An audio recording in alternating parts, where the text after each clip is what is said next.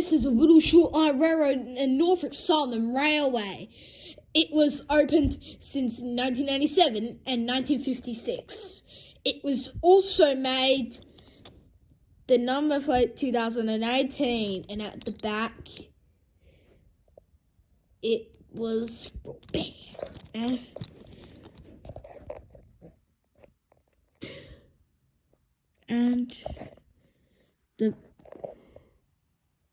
and the headlight needs to see at night, and the doors and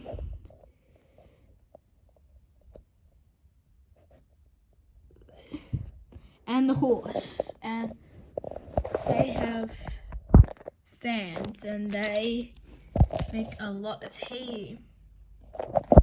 The giant fans suck the motors away in on top of the locomotive. One of these connect to each other, and it says NS Norfolk Southern 2018. It has the front view, the rear view, and the side view, and they get recent shots. And thanks for watching.